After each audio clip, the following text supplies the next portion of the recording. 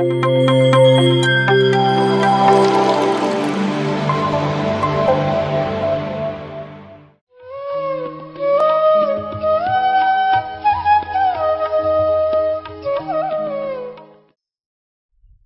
ನಮಸ್ಕಾರ.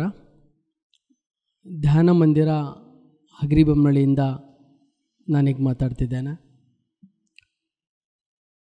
Pyramid meditation channel Bengaluru team ಹಗರಿಬೊಮ್ಮನಹಳ್ಳಿಗೆ ಬಂದು ಇಲ್ಲಿಯ ಧ್ಯಾನಿಗಳ ಧ್ಯಾನದ ಅನುಭವಗಳನ್ನು ಕೇಳುವ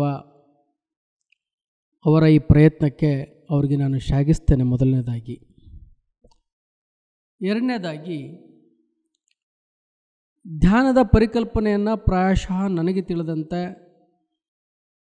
ಓಶೋರ ನಂತರ ಅತ್ಯಂತ ಸರಳೀಕರಿಸಿದ ಕೀರ್ತಿ ಏನಾದರೂ ಸಲ್ಲೋದಿತ್ತು ಅಂತ ಹೇಳಿದರೆ ಅದು ಪತ್ರಿಜಿಯವರಿಗೆ ಮಾತ್ರ ಸಲ್ತಕ್ಕದ್ದು ಅಂತ. ಬುದ್ಧ ಮಾರ್ಗದಿಂದ ಹಿಡಿದು ಇಲ್ಲಿಯವರೆಗಿನ ಅವರ ಸಹಜ ಸಂಸಾರದಲ್ಲಿ ನಿರ್ವಾಣ ಹೊಂದುವ ಪರಿಸ್ಥಿತಿಯಲ್ಲಿ ಆ ಧ್ಯಾನದ ಪರಿಕಲ್ಪನೆಯನ್ನು ಕಟ್ಟಿಕೊಟ್ಟು ಮುಕ್ತಿ ಅಥವಾ ಇನ್ಫಿನಿಟಿ ಅಂತ ಹೇಳ್ತೀವಿ, ಅದರ ಹತ್ತಿರಕ್ಕೆ ಹೋಗುವ ಸುಲಭ ಮಾರ್ಗದ ಹೆದ್ದಾರಿಯನ್ನು ಪತ್ರಿಜಿ ನಮಗೆ ಬಿಟ್ಟು ಹೋಗಿದ್ದಾರೆ ಅಂತ ನನಗೆ ಸುಮಾರು ಸರಿ ಅನಿಸುತ್ತೆ. ಇವತ್ತು ವಿಜಯನಗರ ಜಿಲ್ಲೆಯ ಹಗರಿಬೊಮ್ಮನಹಳ್ಳಿ ಅಂತ ಒಂದು ಸಣ್ಣ ಪಟ್ಟಣದಲ್ಲೂ ಕೂಡ ಹೆಚ್ಚು ಧ್ಯಾನ ತನ್ನ ಪ್ರಚಾರವನ್ನು ಕಂಡುಕೊಳ್ತಾ ಇದೆ. ಒಟ್ಟಾರೆ ಹೇಳ್ಬೋದಾಗಿತ್ತು ಅಂತ ಹೇಳಿದರೆ, ಒಬ್ಬ ವ್ಯಕ್ತಿ ತನ್ನ ಜೀವನದ ಎಲ್ಲ ಶ್ರೇಷ್ಠತೆಗಳನ್ನು ಮರೆಮಾಚಿ ಸಹಜವಾಗಿ ಬದುಕು ಹೋಗುವ ಪ್ರಕ್ರಿಯೆಯಲ್ಲಿ ಅಸ್ತಿತ್ವವನ್ನು ಕಂಡುಕೊಂಡಿದ್ದು ಪತ್ರಿಜಿ ಅವರ ಈ ಧ್ಯಾನ ಮಾರ್ಗ. ವೈಯಕ್ತಿಕವಾಗಿ ನನ್ನ ಕುರಿತಾಗಿ ಹೇಳೋದಾಯಿತು ಅಂತ ಹೇಳಿದರೆ, ನನಗೆ ಸಾಮಾಜಿಕ ಜೀವನದಲ್ಲಿ ಹೆಚ್ಚು ಒಡನಾಟ ಇದ್ದದ್ದು ನಿಜ, ಆದರೆ ವೈಯಕ್ತಿಕ ಜೀವನದ ಸ್ಪಷ್ಟ ದಿಕ್ಕುಗಳಲ್ಲಿ ನಾನು ಸೋತಿದ್ದು ನಿಜ. ಆ ದೃಷ್ಟಿಯಲ್ಲಿ ಹೇಳೋದಾಯಿತು ಅಂತ ಹೇಳಿದರೆ, ವೈಯಕ್ತಿಕ ಜೀವನದಲ್ಲಿ ಬದುಕಿನ ಬೆಳವಣಿಗೆಗೆ ಸಹಜತೆಯ ರೂಪ ಕೊಡುವ ಪ್ರಯತ್ನ, ಮೌನ ಮತ್ತು ಶಾಂತಿಯ ಪರಿಕಲ್ಪನೆಗಳನ್ನು ನಾನು ಕಂಡುಕೊಂಡಿದ್ದು ಈ ಧ್ಯಾನ ಮಾರ್ಗದಲ್ಲಿ. ಹಾಗಾಗಿ ನಾನು PMCಗೆ ಪತ್ರಿಜಿಯವರ ಈ ಮೂಮೆಂಟಿಗೆ ಮೊದಲು ಗ್ರ್ಯಾಟಿಟ್ಯೂಡ್ ನಾನು ಸಬ್ಮಿಟ್ ಮಾಡಲಿಕ್ಕೆ ಇಷ್ಟಪಡ್ತೇನೆ. ಕೋಪ ಹೊರಟೋಗಿದೆ, ಜಗತ್ತನ್ನು ನೋಡುವ ದೃಷ್ಟಿಕೋನ ಬದಲಾಗಿದೆ, ಸಂಬಂಧಗಳನ್ನು ಪರೀಕ್ಷಿಸುವ ಪ್ರಯತ್ನಕ್ಕಿಂತ ಬುದ್ಧಿವಂತಿಕೆ ತೋರಿಸುವುದಕ್ಕಿಂತ ವಿವೇಕತನಕ್ಕೆ ಹೆಚ್ಚು ಮಹತ್ವವನ್ನು ಕೊಡುವ ಪ್ರಯತ್ನದಲ್ಲಿ ನಾನಿದ್ದೇನೆ. ಈ ದೃಷ್ಟಿಯಲ್ಲಿ ನನ್ನನ್ನು ನಾನು ಅರಿಯುವ ಪ್ರಯತ್ನಕ್ಕೆ ಇದು ಹೆಚ್ಚು ಸಹಕಾರಿಯಾಗಿದೆ ಅಂತ ಹೇಳಲಿಕ್ಕೆ ನನಗೆ ಹೆಮ್ಮೆ ಅನಿಸುತ್ತೆ.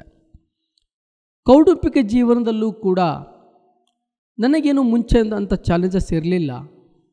ಆದರೂ ಕೂಡ ಕೌಟುಂಬಿಕ ಜೀವನದ ಸಂಸಾರದಲ್ಲಿನ ನಿರ್ವಾಣದ ಪ್ರಕ್ರಿಯೆಯಲ್ಲಿ ನನ್ನನ್ನು ನಾನು ಕಟ್ಟಿಕೊಳ್ಳುವ ಪ್ರಯತ್ನಕ್ಕೆ ಈ ಪತ್ರಿಜಿಯವರ ಈ ಮೂಮೆಂಟ್ ಹೆಚ್ಚು ಸಹಕಾರಿಯಾಯಿತು ಅನ್ನೋದರಲ್ಲಿ ಎರಡು ಮಾತಿಲ್ಲ. ಇನ್ನು ವೃತ್ತಿ ಜೀವನದಲ್ಲೂ ಕೂಡ ನನಗೆ ಅರಿವಿಲ್ಲದೆ ನಾನು ಬದುಕನ್ನು ಸಹಜವಾಗಿ ಸರಳತೆಯಿಂದ ನೋಡುವ ಪ್ರಯತ್ನವನ್ನು ಮಾಡ್ತಿದ್ದೇನೆ. ತದನಂತರ ಸಾಮಾಜಿಕ ಜೀವನದಲ್ಲಿ ಹೆಚ್ಚು ತೊಡಗಿಸಿಕೊಂಡಿದ್ದ ನನಗೆ ಸಾಮಾಜಿಕ ಜೀವನದಲ್ಲೂ ಕೂಡ ಆಗುವ ಕೆಲವು ಅನಿರೀಕ್ಷಿತ ಘಟನೆಗಳಿಗೆ ಅಧೀರನಾಗಿ ನಿಲ್ತಿದ್ದ ನನಗೆ ಬದುಕು ಸಹಜ ಮಾರ್ಗದಲ್ಲಿ ಧೈರ್ಯಕ್ಕೆ ಹೀಗಿರ್ಬೋದು ಅನ್ನೋದನ್ನು ಹೆಚ್ಚು ಹೊತ್ತು ಮಾಡಿದ್ದು ಈ ಧ್ಯಾನ ಪ್ರಕ್ರಿಯೆ. ಇದಾದ ನಂತರ ಇನ್ನು ವೈಯಕ್ತಿಕದಲ್ಲಿ ನಾವು ಧ್ಯಾನ ಮಾರ್ಗದ ಆಧ್ಯಾತ್ಮಿಕ ಜೀವನದಲ್ಲಿ ನೋಡೋದಾಯಿತು ಅಂತ ಹೇಳಿದರೆ, ಮೊದಲು ನಾನು ಭಕ್ತಿ ಮಾರ್ಗದಲ್ಲಿಂದ ಒಂದು ಶಿಫ್ಟ್ ಅಂತ ಏನು ಆಯಿತು, ನನಗೆ ಅಷ್ಟೊಂದು ಹೆಚ್ಚು ಭಕ್ತಿ ಮಾರ್ಗದಲ್ಲಿ ಇಲ್ಲದೆ ಹೋಗಿದ್ದರೂ ಕೂಡ ಬಸವಣ್ಣನವರ ವಚನಗಳು ಮತ್ತು ಅದರಲ್ಲಿ ನಾನಿದ್ದೆ, ಅದು ಹೆಚ್ಚು ನನಗೆ ಸಹಕಾರಿಯಾಯಿತು.